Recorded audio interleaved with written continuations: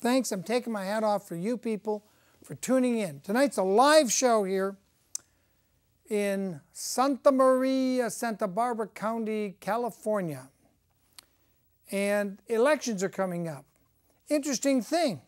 We've invited Congressman Elton Gallegly and Lois Capps to appear on the show tonight. And I'm happy to report we're going to hear from them. But I thought you ought to know what a sham it is. On the other hand, we've got two candidates for president. I call them Tweedledum and Tweedledummer. One, this guy over here, Senator McCain. I refer to him as Insane McCain. He's in the second issue here of USA Tomorrow. He wasn't even born in any of the 50 states in the United States. Someone please take time to read the Constitution and note that you're supposed to be born in the United States. He was born in Panama. I'm not even sure he was born on a U.S. base in Panama. But Panama is certainly not one of the 50 states. On the other hand, you've got Obama over here. Obama Rama drama.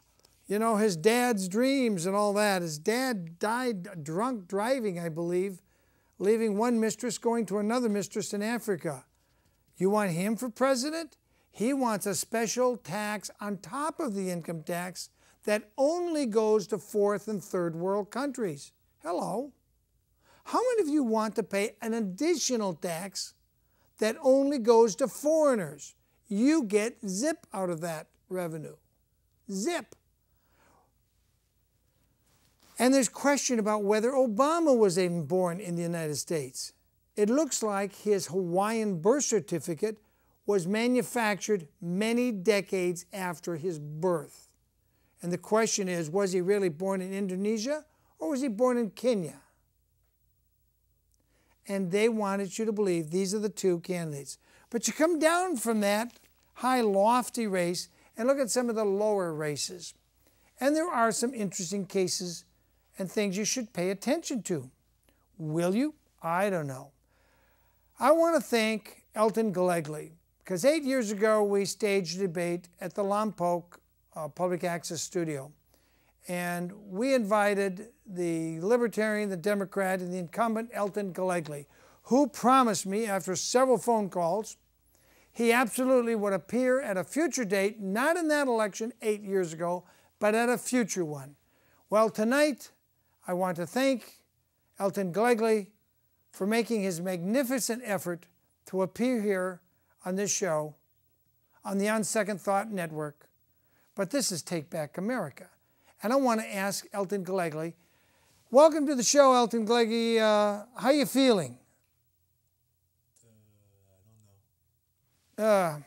You look sort of like you're pretending to be a white hat, but really you're sort of like X marks the spot and you're a black hat. And there's a bunch of like CD records underneath your hat that nobody can really peek in and get a copy of what you're really about.